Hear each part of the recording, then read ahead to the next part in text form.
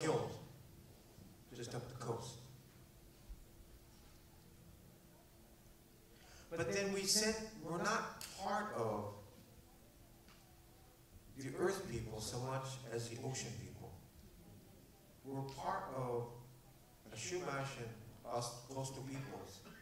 And somebody said, I wonder why there's not any federal recognition for all the people that once lived in the California coast, up to San Francisco. And it was always talked about that. Well, when the Vacas and Hokulea and the Hokulea went up north, and Hokulea is going to, I think, traveling the world, and all the people within the different Pacific Islanders, Pacific peoples, we're part of those peoples. We're part of those. So that's why we invited Fufu Lupe Paulina, PhD candidate, she could say her name more properly, Department of Ethnic Studies at UC Berkeley, in order to even communicate to our own community the depth of our history. A woman, a Maori woman, came over and she said, I'm back. When the Vacas came, I'm back. We just was absent for 10,000 years, but we're back.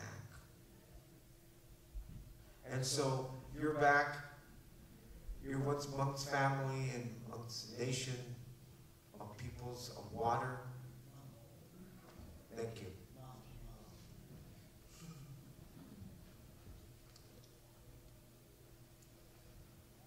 I'm really touched. I'm really touched. Okwatwe ai whakamalo mauma. Ki he kainga Chumash. Whakatulou ki he Chumash. Yata kainga Chumash. Motol katoa. Indigenous people made Turtle Island. Brothers and sisters, I'm humbled. I'm really humbled. I'm really humbled to be here. To sit here in this panel of distinguished scholars, community leaders, Indigenous uncles, aunties, sisters, and brothers. For me as a settler, as an immigrant into this land, I'm truly, truly humbled. You're very right, Marcus. That is our Va. Va for us as Tongans is at the root, is the impetus of our cultures. Our peoples from the Pacific or Pacific Islanders, which includes the Pacific regions of Micronesia, Melanesia, and Polynesia. We're Moana people of the Pacific Ocean, our great-grandmother. What happened with the coming of colonization was the severing of our Va. Va is the sacred ties that bring us together. Va, again, is our connection for us as Tongan, the very, very center of our culture. It's our sacred connections. First and foremost, the ancestors from the Langi, our ancestors from the Whanua, the Makamaka, the land, our ancestors, the Moana, in the ocean, ancestors from Blotu, the underground. Very different from what the Western people would teach us, is that those from the underground are bad. They would create a dichotomous relationship between the sky and the underworld. But for us as Tongan people, as Moana people, these are our relatives. Our very existence is dependent on them. Also, our Va is for the four directions.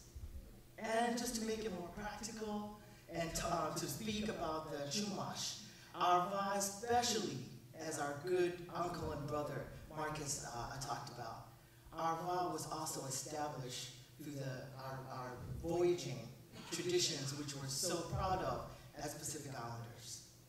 In 2011, please forgive me, brothers and sisters, I always think of stories. And when our good brother Marcus brought up the story of the Vacas, which is the canoes, a tradition that was taken away from us Pacific Islanders, right? To take away these traditions, brothers and sisters, I want to tell you what that does.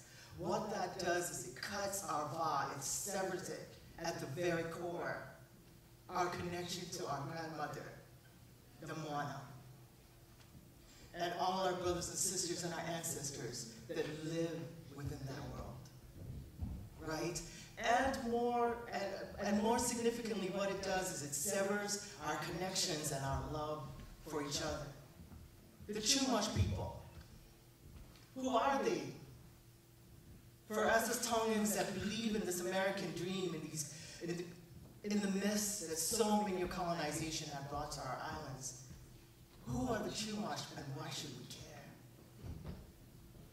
Because when we believe in the American dream, brothers and sisters, like so many of us in the Pacific, right? This is the depth that we carry as immigrants. It is the belief that the American dream can be ours at any cost. And to believe in that dream is to sever all our va to our Creator, to our ancestors. And also, what is also so disheartening to us is our connection also to all of you, our Indigenous brothers and sisters from Turtle Island, including our voyaging traditions and our connections with the Chumash. So when we saw the Vacas in 2011, all of us, when we stood and we saw the Vacas, they came from the Pacific, actually, they came from the Pacific using traditional navigation. Every single one of us cried. This was like the coming of our gods.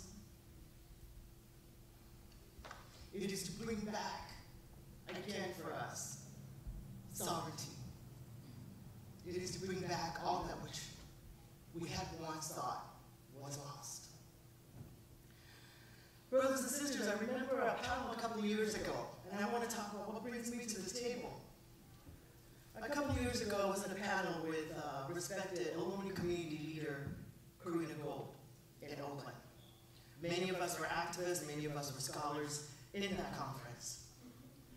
In the conference, she stood up and she said something so poignant that I have sketched into my spirit and into my soul. One of the things that she said is, if you, as immigrants, as settlers in this land, if you truly want to do decolonial work, if you truly want to do decolonial work, then your work must be centered and it must honor the Indigenous people on whose lands you are settling.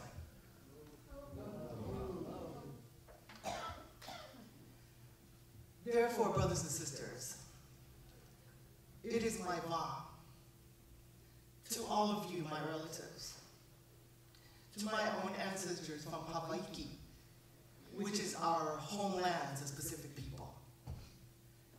It is the reconnection, is the mending of that vow that has been severed by us, between us, by colonization, that brings me here to this table. As well as I know so many of you too from the front lines of protests, community meetings, and many times just, good eats. But hey, we all know as Indigenous people, especially me as a Tongan, that that's the best way to build va, is always through food. So it is the va, it's that sacred va, and especially at this time, when Indigenous people from California say that we need to stand up against Serra. For me as a Tongan, now Tonganness is defined by Christianity, they're synonymous. In fact, when we talk about Tongans, Samoans, Hawaiians, for many of us, actually 438% more than the general population of us fight in the military. When Americans, usually white Americans, have refused to go into the military, it's actually my brothers and sisters who are dying at disproportionately the highest rates, just like you, American Indians, your own people as well. Also, our migration into the United States, into Turtle Island, is also through our conversion into churches, into Christian churches. In fact, in the 20th and 21st century, the wealthiest U.S. church, the wealthiest, right? And it's important to remember that, the wealthiest U.S. church the Mormon Church. It's my Tonic people, my own Tonic brothers and sisters, including my own family, that have the highest conversion rate. What does that conversion mean? Every single one of you talked about it. That conversion means our word, perhaps, I bring up, I evoke our word in the Pacific for Captain Cook. The dead. Right? The dead. A couple years ago, my sister-in-law who was here and we had the great honor and the great blessing to go to Solana Prison. We also do work with our brothers in Solana Prison.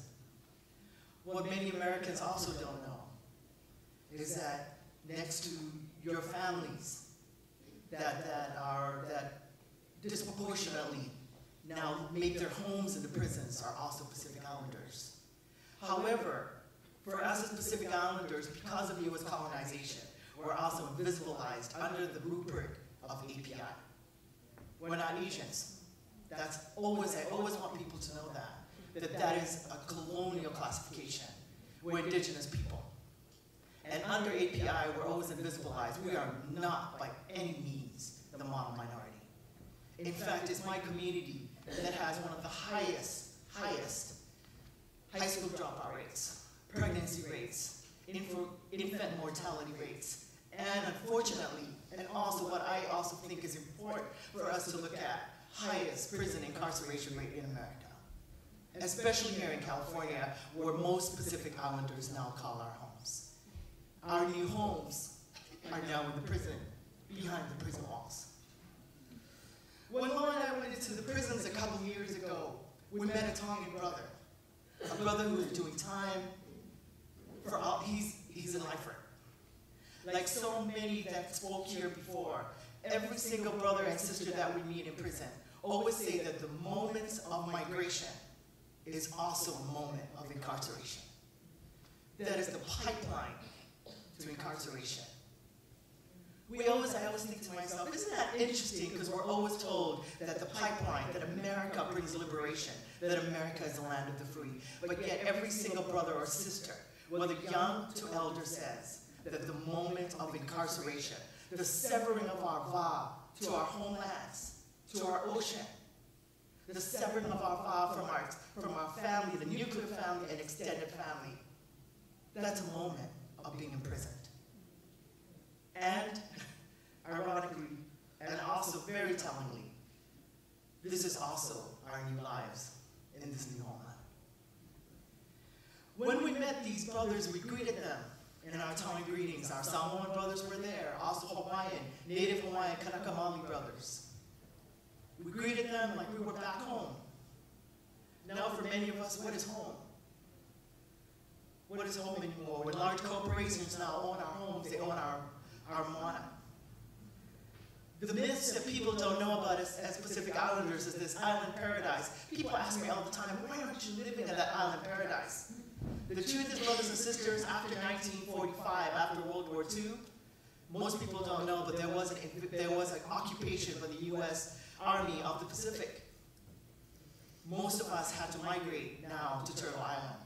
This is our new home. Do we want to come? No, we don't. It's a violence, the violence of colonialism. Migration is a violence. Right? So with these brothers, the question that he brought up that is always so important is he said, sisters, with all the losses, how do we find our way back home?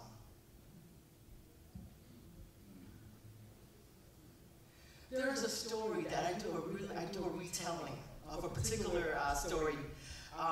So when Captain Cook, and this is just the relations again between Turtle Island and also for those of us in the Pacific.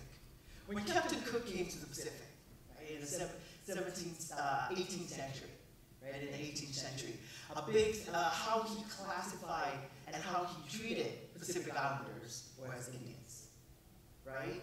So how they imagined the Indians to be is how they treated us.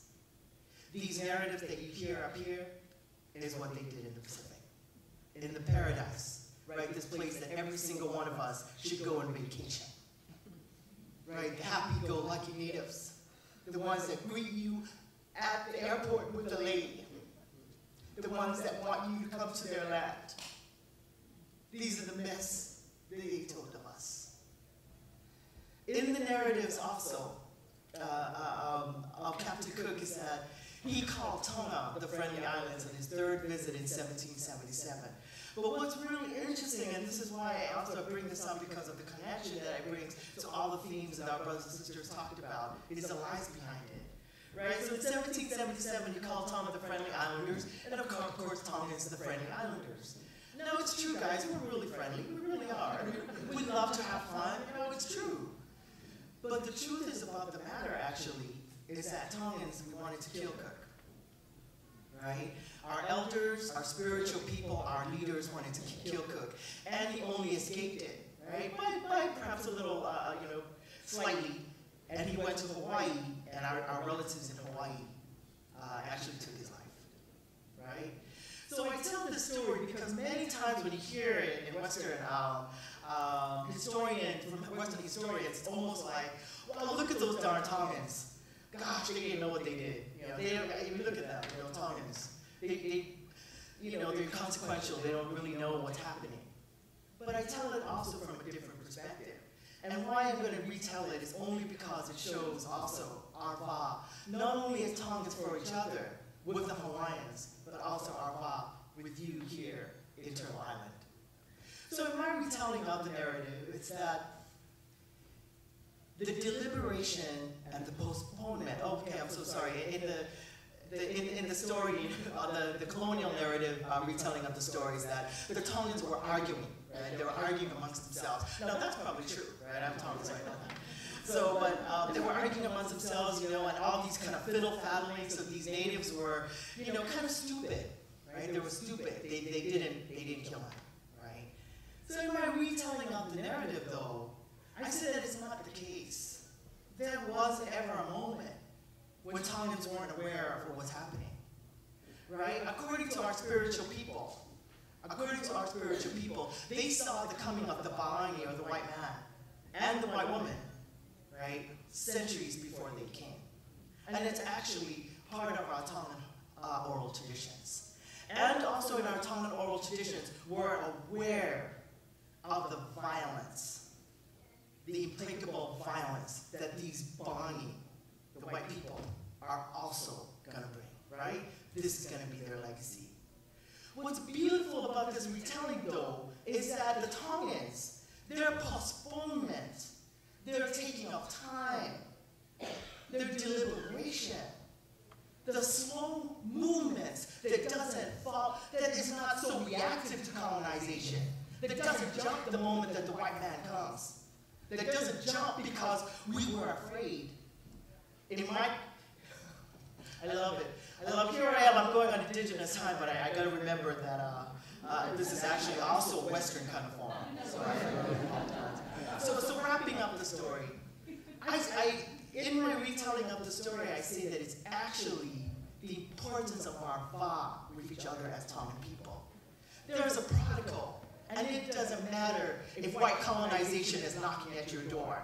There is a prodigal, and our methodologies and our epistemologies as Tongan people, it is more important how we treat each other. The things are done in a cycle. The things are done with thinking.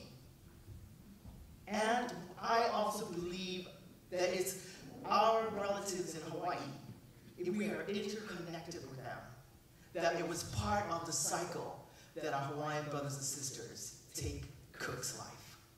That is not disconnected from us.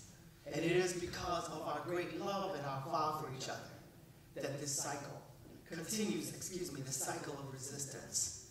That cycle of resistance and that vow that my ancestors had with Cook, that the Hawaiians carried through by literally taking his life. It is also, brothers and sisters, Chumash and Indigenous people of this land. It is what we Pacific Islanders bring to the table. We have never run from a fight. We have never run, nor we have been afraid when we saw Captain Cook in the face. We were not scared when we saw exactly what his legacies of genocide were going to bring. And brothers and sisters, we stand with you in your fight against Serra and other colonizers. Why? Because our Va is interconnected. Our struggles are interconnected and interdependent on each other.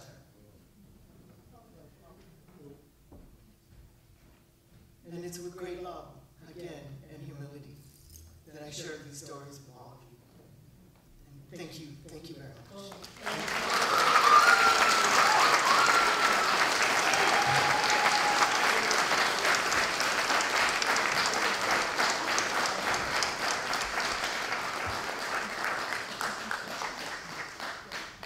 I would like to, first of all, I was not mentioning that we have a lunch here for people that want to eat, and you've been so patient. And this lunch is brought to you by the American Indian Health and Services, which contributed to this community event.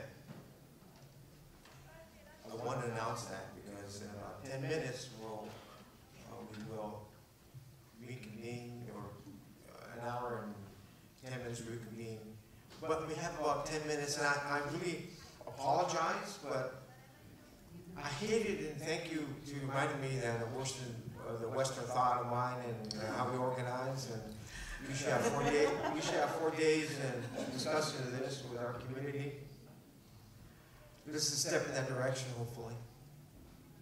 But that we are in a time now where we have a couple of individuals that would like to ask questions to our panel. And I want to refer back to, and I don't want to read it over again, please, the rules of conduct, or, in other words, let's be nice to one another in this very difficult discussion. It's not simple. And we're talking about that respect. And I think I think Shannon talked about we have become sub-oppressors of our own communities and ourselves. We have to check ourselves. And this is when I mentioned this. And I apologize for the elders and for the people that don't need that reminder. There's going to only a couple of people that would like to have a question for this panel. Please raise your hand, and then come up, step up over here where Grey Wolf is, and come up to the speaker. Please make it short. We want to get as many people as possible. I know that's a Western thought too. Thank you. On behalf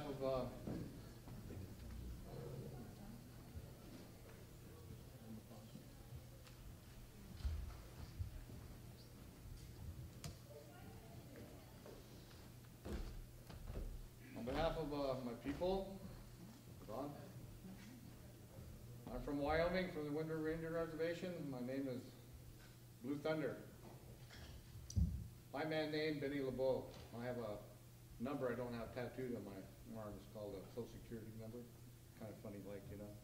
But my question is, do you all feel that it's time to unite in oneness, or still work in separateness? Because for me, the question is, words are words, and thoughts are thoughts, and action means, I feel, the question to you all is, do you feel it's time for all our nations to come to action to clear this energy out of the elements of the earth? And if many forgot, is there a way that you feel that we can clear this energy that is a victim of energy that has entered into the elements of Mother Earth? Into the elements of the earth, wind, and fire, and water that keeps replaying this energy. What is it that you know that will clear this energy and free the people and the elements and the animals and the birds and all things that live within these elements? What is it that you understand that we can do to do this? This is my question to each and every one of you up there and all of you in this crowd. Because the time has come that they said, the ancestors, the dreamers, and the visionaries, that we come together to do something. And I think you all know what that something is. So my question is to you, when are we going to do something like this, to come together to clear these elements on these sacred sites, heal them and clear them, and bring them to rightness, to clear this atrocities, that we join together and share the land, all nations and cultures, black, white, and red. So when do you think we're going to do this? Today, tomorrow, the next day, next year? When? Are we going to wait for the government, or we're going to wait for ourselves? So that's my question. That's my question. Thank you for considering this. Thank you for your great wisdom today. Everyone. Thank you. Thank you. I see. Thank you, brother, for the long question. Indians really have long questions. That's just kind of how we are. But I see the sisters over here pointing their lips at me, saying, "Answering the question." Do we come together?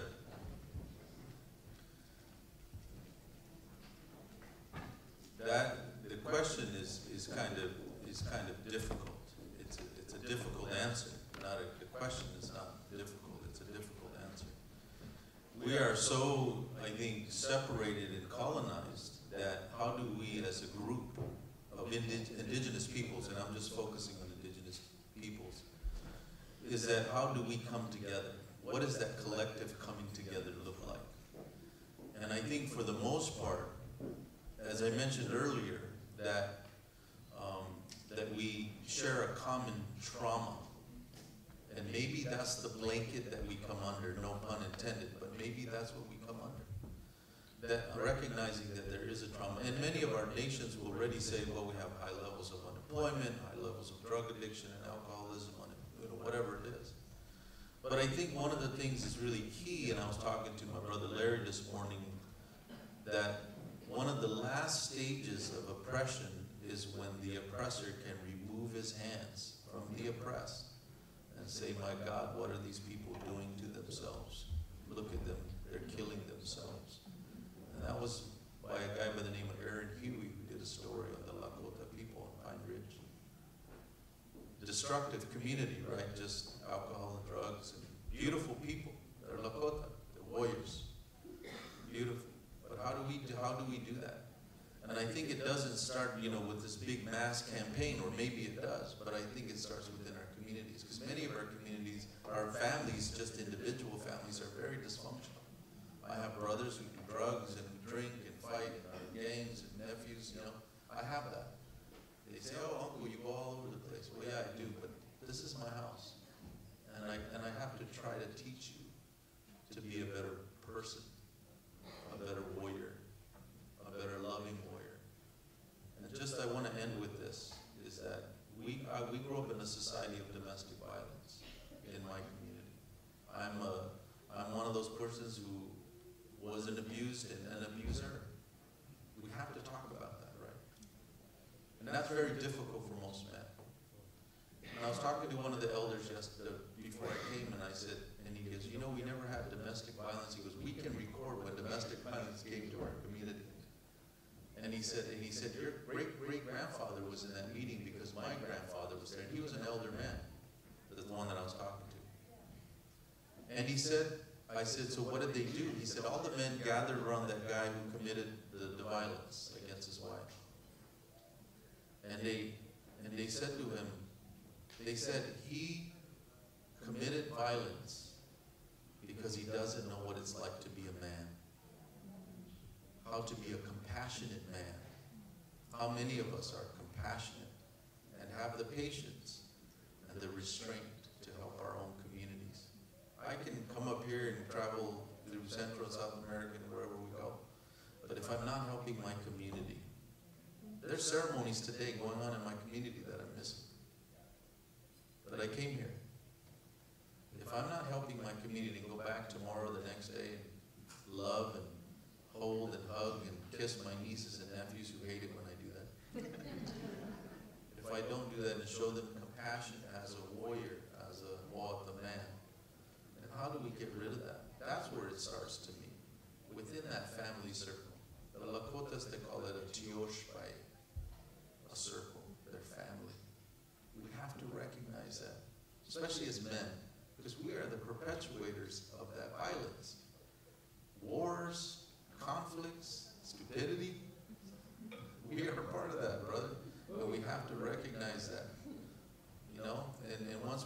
ourselves and say, what am I doing to perpetuate this stuff against our women? What are we doing? No one's perfect, believe me. I mean, those of you that know me personally, too, looking at me. I'm a pretty tough guy. You know, I'm pretty harsh on my people, on my nephews. I want them sober. I want them clean. I want them not doing drugs. I want their families together, and we have to focus on that. That was a long answer. I apologize. Thank you. And please, only about 2 individuals. I know that a lot of individuals have lots to say, but we wanted to get everybody fed as much as possible and get ready for the next round of discussion. Yes.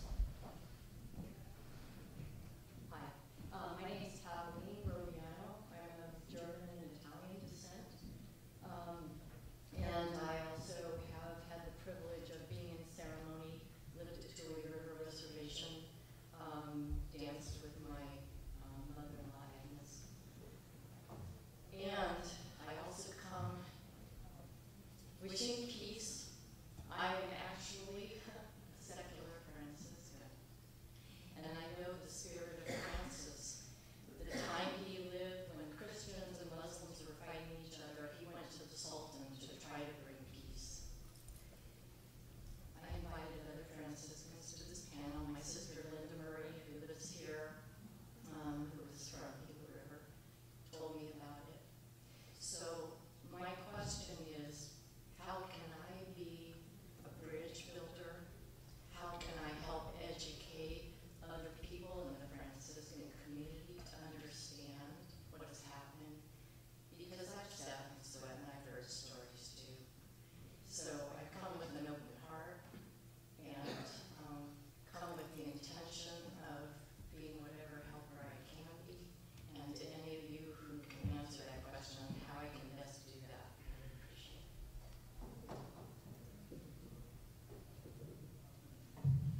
Thank you so much. Tell me your name again. Kathleen Roviano, known as Kay also. Okay.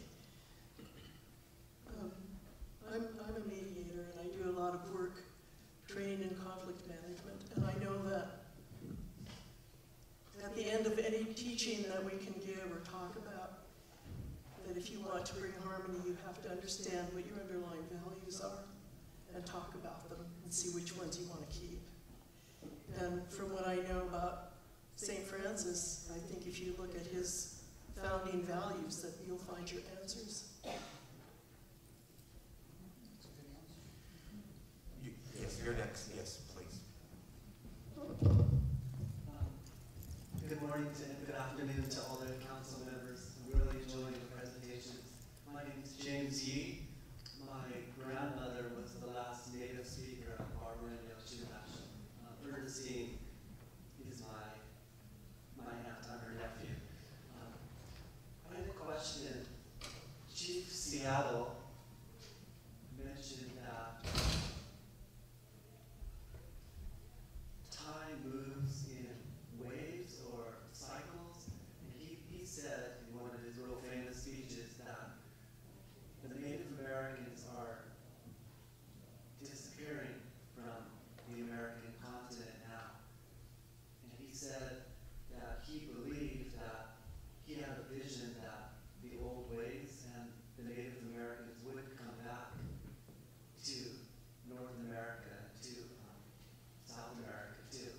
But I was wondering, just in general, addressing the council, what do you think about the idea of destiny? As Chief Seattle said, a lot of the Native American peoples and ways are disappearing.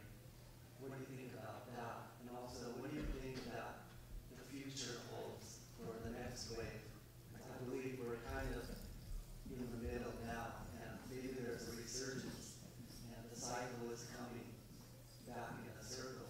So I'll leave those two questions open to the council. Thank you.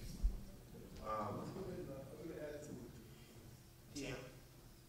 The fun thing about being on an Indigenous Peoples panel is that we work together quietly to find a way to answer these interesting questions.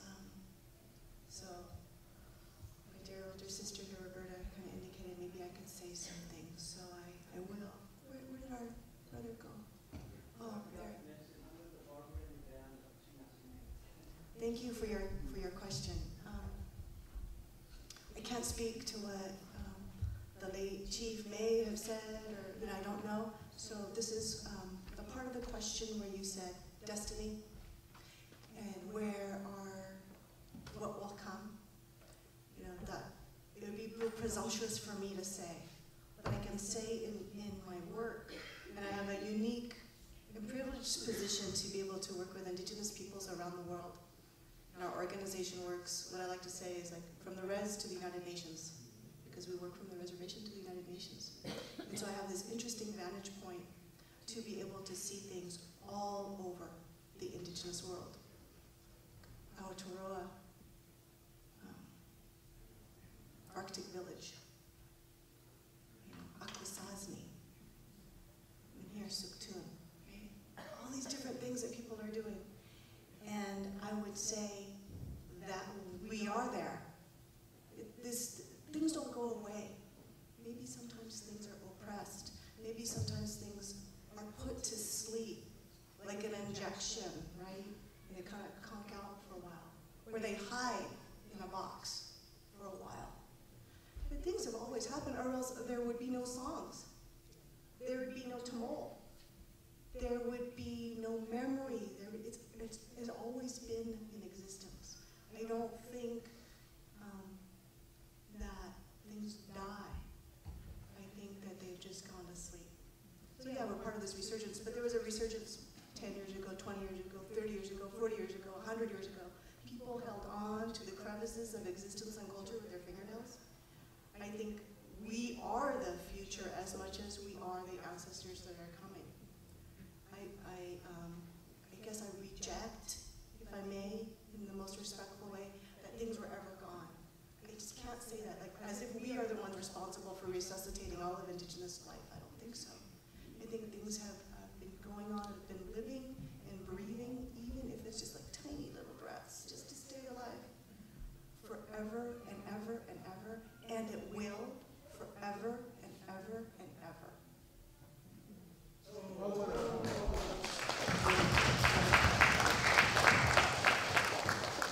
I'd like to add to that.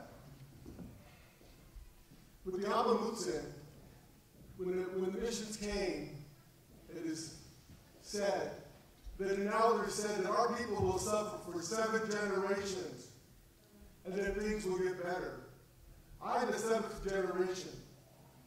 It's time for things to get better now. And I believe it's time for things to get better now for all of us.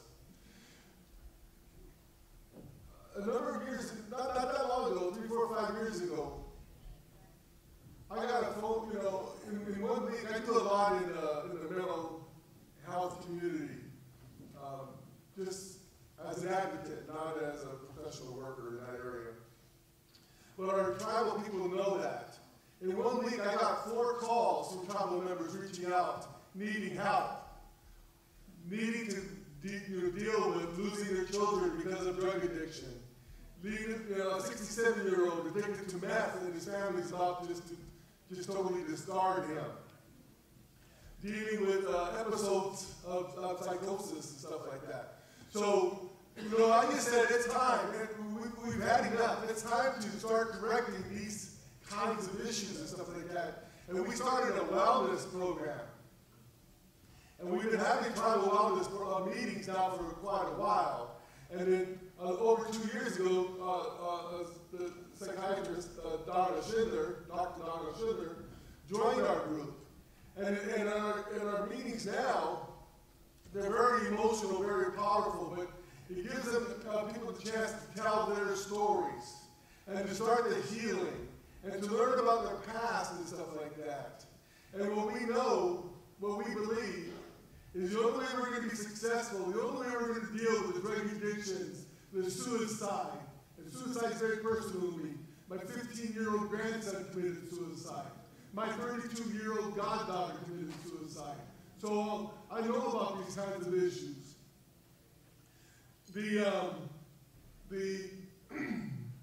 What we are doing is just getting back on the path of our ancestors. Our creation story tells us that it is our responsibility to take care of Mother Earth, to take care of all living things.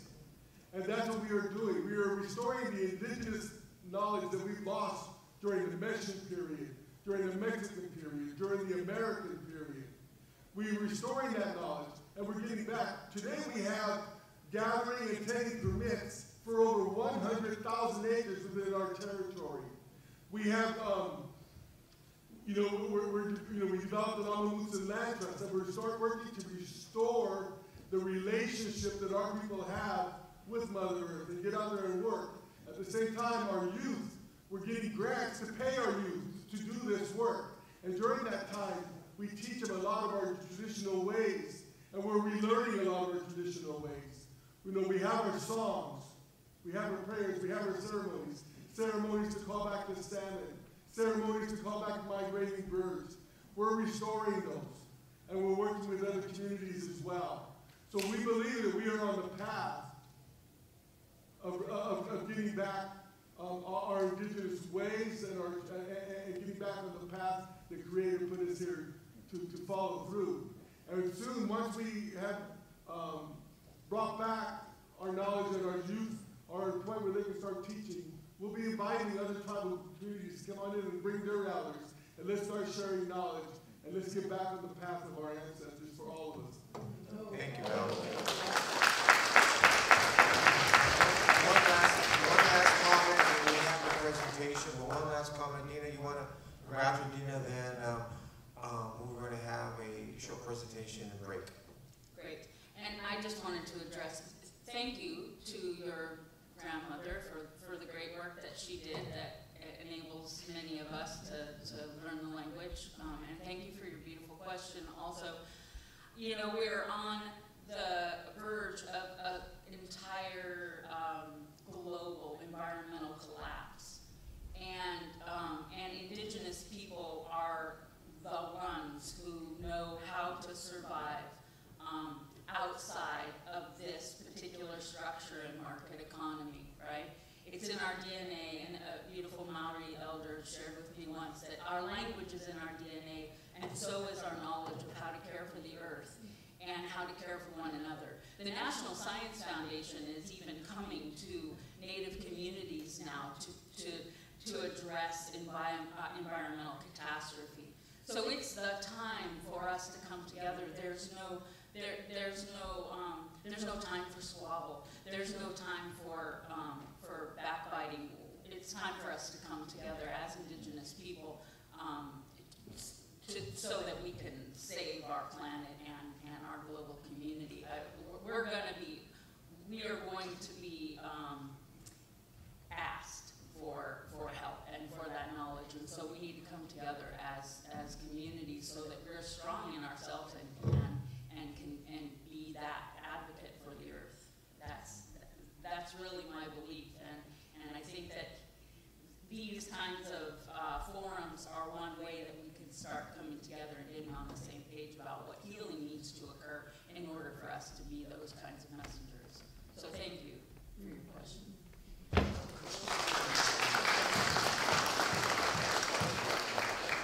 I just had one more question for Dina. My name is Maura Sullivan, Coastal Chumash.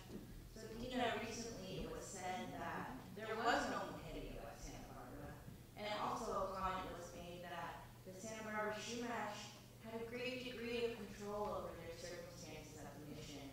So obviously that's ridiculous. I just wanted to ask you to comment on the Moherio. We're actually Really running out of time. You want to make that short? Okay, We it'll be want very to short. enough time for this afternoon panel also.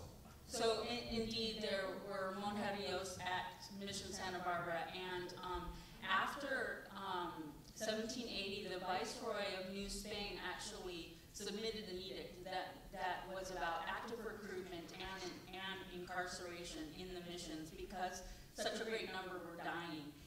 They were going into the inland valleys and bringing people in and not allowing people to leave.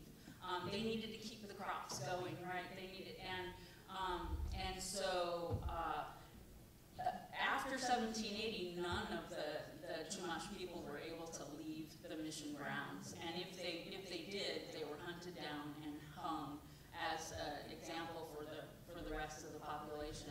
And the women in the Monterillos, if they resisted going to them, or a mother resisted allowing her 8-year-old baby girl to be taken to they would also be whipped and made an example of. So these conditions, and they were widespread. They were throughout the mission system all the way into Central and South America. Thank you very much, Dina. I know it's we need Let's do a longer discussion on that, so thank you for even asking that question. We want all the panelists, first of all, I wanted to thank everybody for their patience. We want all the panelists to sign the Trouble Eye Productions audio-visual recording release, please, and give them to me. That's number one. Second of all, if everyone on the panel could please stand. We have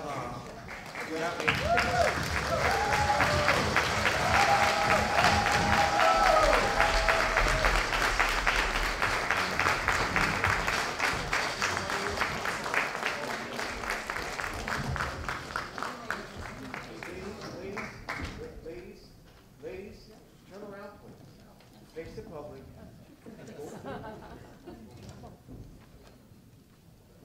And if you can, let me go back with the panelists.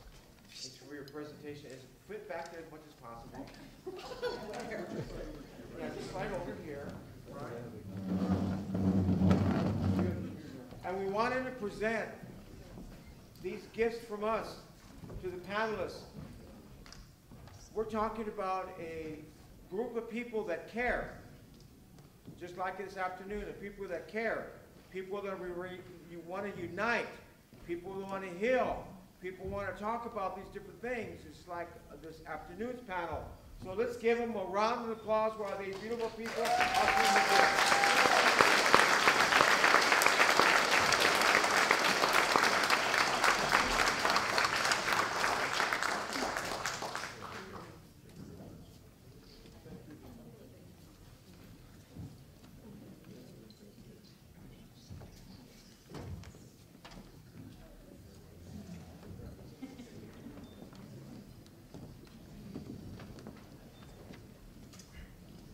like always, I'm going to sit down for the mic here. We have some food outside, but please watch your step. Elders eat first. And if you don't think you're an elder, ask your neighbor. But elders eat first, please. Then afterwards, everybody else. Thank you for your cooperation outside, and we're reconvening at 1 o'clock, so that's not too much time. I would just like to say thank you to everyone here, and please know that the food was provided by Poder Santa Barbara. And they're going to be at the table with the food, and I just want to make sure you all say thank you to them because they're awesome. Like Corinne said, the food is provided by Poder, which is an organization here in